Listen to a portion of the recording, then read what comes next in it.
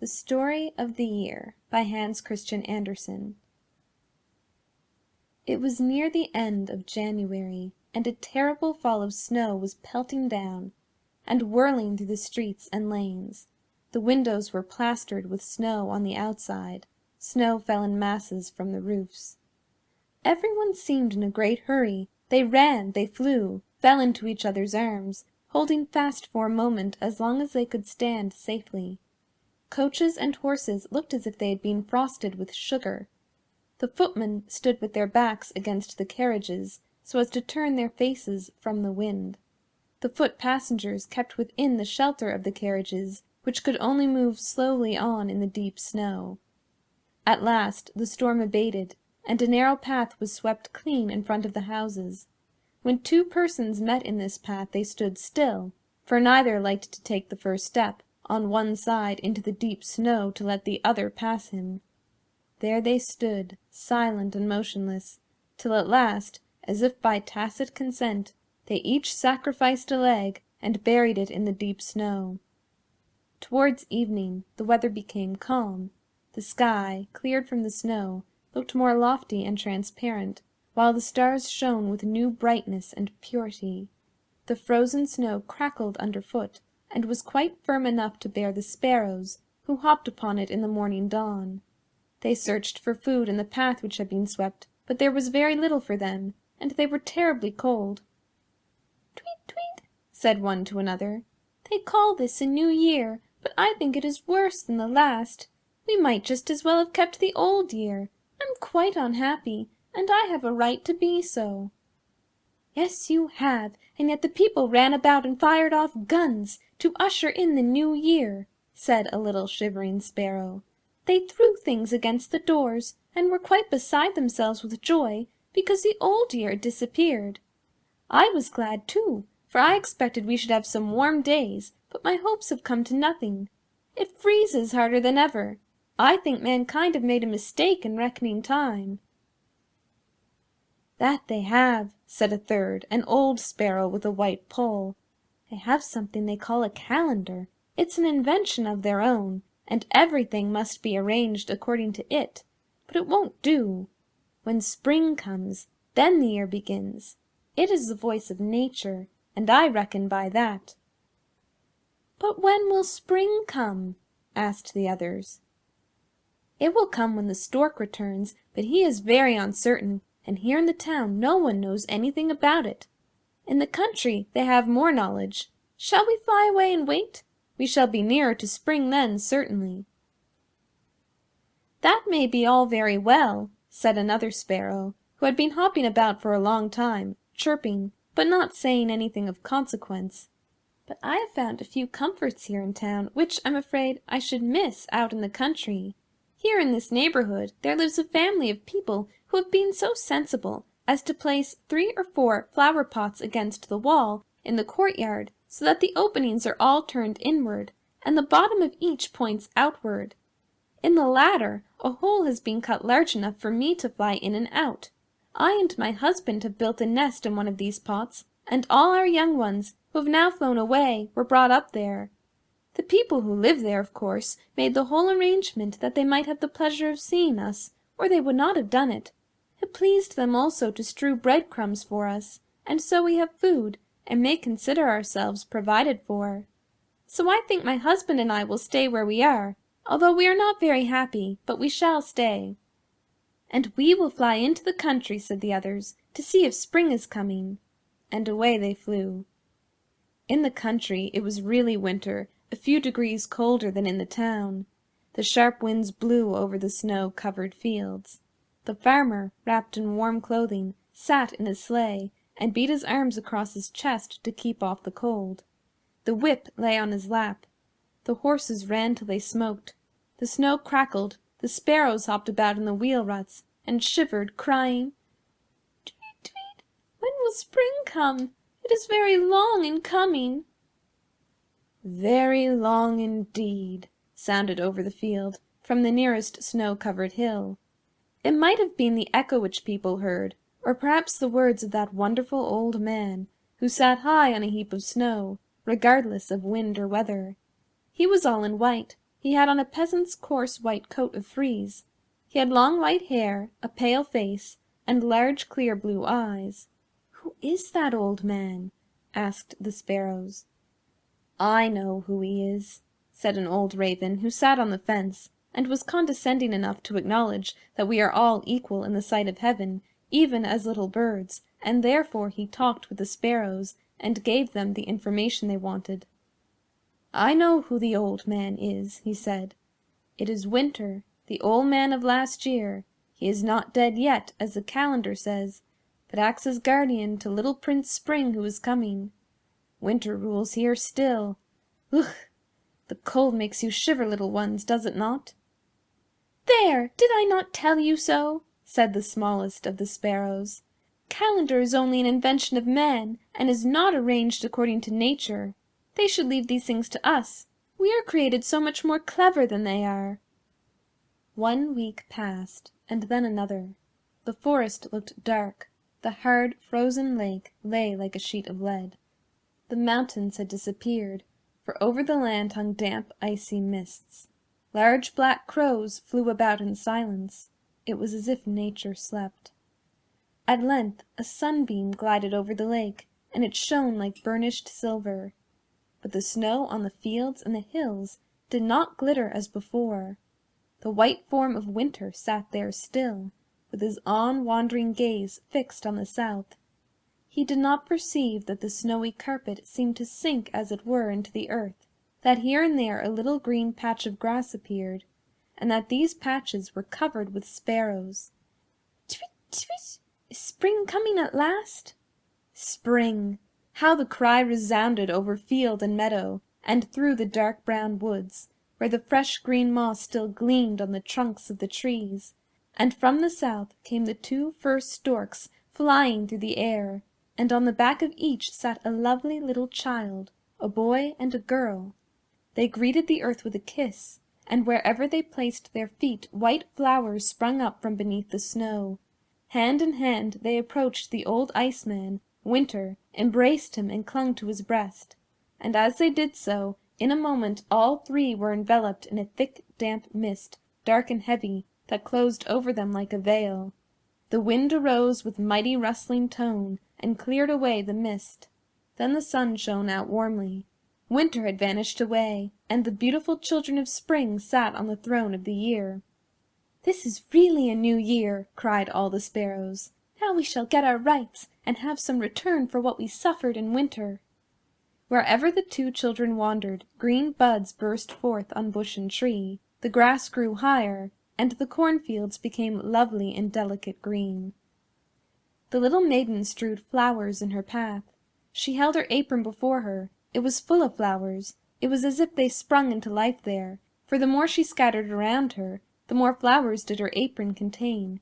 Eagerly she showered snowy blossoms over apple and peach trees, so that they stood in full beauty before even their green leaves had burst from the bud. Then the boy and the girl clapped their hands, and troops of birds came flying by, no one knew from whence, and they all twittered and chirped, singing, "Spring has come!" How beautiful everything was! Many an old dame came forth from her door into the sunshine, and shuffled about with great delight, glancing at the golden flowers which glittered everywhere in the fields, as they used to do in her young days. The world grew young again to her, as she said, "It is a blessed time out here today." The forest already wore its dress of dark green buds. The thyme blossomed in fresh fragrance. Primroses and anemones sprung forth, and violets bloomed in the shade, while every blade of grass was full of strength and sap. Who could resist sitting down on such a beautiful carpet? And then the young children of Spring seated themselves, holding each other's hands, and sang and laughed and grew. A gentle rain fell upon them from the sky, but they did not notice it, for the raindrops were their own tears of joy. They kissed each other and were betrothed, and in the same moment the buds of the trees unfolded, and when the sun rose, the forest was green. Hand in hand the 2 wandered beneath the fresh pendant canopy of foliage, where the sun's rays gleamed through the opening of the shade, in changing and varied colors. The delicate young leaves filled the air with refreshing odor. Merrily rippled the clear brooks and rivulets between the green, velvety rushes, and over the many-colored pebbles beneath. All nature spoke of abundance and plenty. The cuckoo sang, and the lark caroled, for it was now beautiful spring. The careful willows had, however, covered their blossoms with woolly gloves, and this carefulness is rather tedious. Days and weeks went by, and the heat increased. Warm air waved the corn as it grew golden in the sun. The white northern lily spread its large green leaves over the glossy mirror of the woodland lake, and the fishes sought the shadows beneath them. In a sheltered part of the wood the sun shone upon the walls of a farmhouse, brightening the blooming roses and ripening the black juicy berries, which hung on the loaded cherry trees, with his hot beams. Here sat the lovely wife of summer, the same whom we have seen as a child and a bride. Her eyes were fixed on dark gathering clouds, which in wavy outlines of black and indigo were piling themselves up like mountains, higher and higher. They came from every side, always increasing like a rising, rolling sea. Then they swooped towards the forest, where every sound had been silenced as if by magic, every breath hushed, every bird mute. All nature stood still in grave suspense. But in the lanes and the highways, passengers on foot or in carriages were hurrying to find a place of shelter. Then came a flash of light, as if the sun had rushed forth from the sky, flaming, burning, all-devouring, and darkness returned amid a rolling crash of thunder. The rain poured down in streams. Now there was darkness, then blinding light, now thrilling silence, then deafening din. The young brown reeds on the moor waved to and fro in feathery billows. The forest boughs were hidden in a watery mist, and still light and darkness followed each other. Still came the silence after the roar, while the corn and the blades of grass lay beaten down and swamped, so that it seemed impossible they could ever raise themselves again. But after a while the rain began to fall gently, the sun's rays pierced the clouds, and the water drops glittered like pearls on leaf and stem. The birds sang, the fishes leapt up to the surface of the water, the gnats danced in the sunshine, and yonder, on a rock by the heaving salt sea, sat Summer himself, a strong man with sturdy limbs and long dripping hair. Strengthened by the cool bath, he sat in the warm sunshine, while all around him renewed nature bloomed strong, luxuriant, and beautiful. It was summer, warm, lovely summer. Sweet and pleasant was the fragrance wafted from the clover field, where the bees swarmed round the ruined tower. The bramble twined itself over the old altar, which, washed by the rain, glittered in the sunshine, and thither flew the queen bee with her swarm, and prepared wax and honey. But Summer and his bosom wife saw it with different eyes. To them the altar table was covered with the offerings of nature. The evening sky shone like gold. No church dome could ever gleam so brightly, and between the golden evening and the blushing morning there was moonlight. It was indeed summer. And days and weeks passed. The bright scythes of the reapers glittered in the cornfields. The branches of the apple trees bent low, heavy with the red and golden fruit. The hop, hanging in clusters, filled the air with sweet fragrance, and beneath the hazel bushes, where the nuts hung in great bunches, rested a man and a woman, Summer and his grave consort. "See," she exclaimed, "what wealth, what blessings surround us! Everything is homelike and good, and yet I know not why. I long for rest and peace. I can scarcely express what I feel. They are already ploughing the fields again. More and more the people wish for gain. See, the storks are flocking together, and following the plough at a short distance. They are the birds from Egypt, who carried us through the air. Do you remember how we came as children to this land of the north? We brought with us flowers and bright sunshine, and green to the forests. But the wind has been rough with them, and they are now become dark and brown, like the trees of the south, but they do not, like them, bear golden fruit." "Do you wish to see golden fruit?" said the man. "Then rejoice!" and he lifted his arm.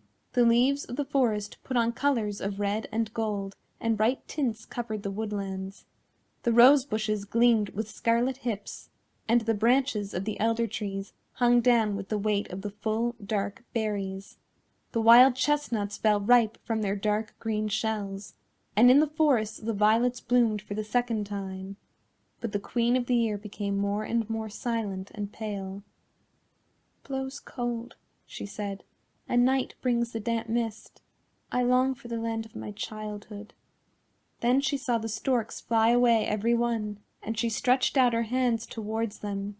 She looked at the empty nests. In one of them grew a long-stalked cornflower, in another the yellow mustard seed, as if the nest had been placed there only for its comfort and protection, and the sparrows were flying round them all. "Treat, where has the master of the nest gone?" cried one. "I suppose he could not bear it when the wind blew, and therefore he has left this country. I wish him a pleasant journey." The forest leaves became more and more yellow, leaf after leaf fell, and the stormy winds of autumn howled. The year was now far advanced, and upon the fallen yellow leaves lay the Queen of the Year, looking up with mild eyes at a gleaming star, and her husband stood by her. A gust of wind swept through the foliage, and the leaves fell in a shower. The Summer Queen was gone, but a butterfly, the last of the year, flew through the cold air. Damp fogs came, icy winds blew, and the long dark nights of winter approached. The ruler of the year appeared with hair white as snow, but he knew it not. He thought snowflakes falling from the sky covered his head, as they decked the green fields with a thin white covering of snow. And then the church bells rang out for Christmas time. "The bells are ringing for the new-born year," said the ruler.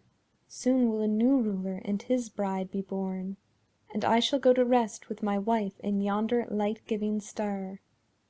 In the fresh green fir-wood, where the snow lay all around, stood the angel of Christmas, and consecrated the young trees that were to adorn his feast. "May there be joy in the rooms, and under the green boughs," said the old ruler of the year. In a few weeks he had become a very old man, with hair as white as snow. "My resting time draws near. The young pair of the year will soon claim my crown and scepter." "But the night is still thine," said the angel of Christmas, "for power, but not for rest. Let the snow lie warmly upon the tender seed. Learn to endure the thought that another is worshipped whilst thou art still Lord. Learn to endure being forgotten while yet thou livest. The hour of thy freedom will come when spring appears." "And when will spring come?" asked Winter. "It will come when the stork returns." And with white locks and snowy beard, cold, bent, and hoary, but strong as the wintry storm, and firm as the ice, old Winter sat on the snowdrift-covered hill, looking towards the south, where Winter had sat before, and gazed. The ice glittered, the snow crackled, the skaters skimmed over the polished surface of the lakes. Ravens and crows formed a pleasing contrast to the white ground, and not a breath of wind stirred. And in the still air old Winter clenched his fists, and the ice lay fathoms deep between the lands. Then came the sparrows again out of the town, and asked, "Who is that old man?" The raven sat there still, or it might be his son, which is the same thing, and he said to them, "It is Winter, old man of the former year. He is not dead, as the calendar says, but he is guardian to the spring, which is coming." "When will spring come?" asked the sparrows. "For we shall have better times then, and a better rule. The old times are worth nothing." And in quiet thought old Winter looked at the leafless forest, where the graceful form and bends of each tree and branch could be seen. And while Winter slept, icy mists came from the clouds, and the ruler dreamt of his youthful days and of his manhood, and in the morning dawn the whole forest glittered with hoarfrost, which the sun shook from the branches. And this was the summer dream of Winter. "When will spring come?" asked the sparrows. "Spring!" Again the echoes sounded from the hills on which the snow lay. The sunshine became warmer, the snow melted, and the birds twittered, "Spring is coming!" And high in the air flew the first stork, and the second followed. A lovely child sat on the back of each, and they sank down on the open field, kissed the earth, and kissed the quiet old man, and, as the mist from the mountain top, he vanished away and disappeared. And the story of the year was finished. "This is all very fine, no doubt," said the sparrows, "and it is very beautiful, but it is not according to the calendar, therefore it must be all wrong." End of The Story of the Year.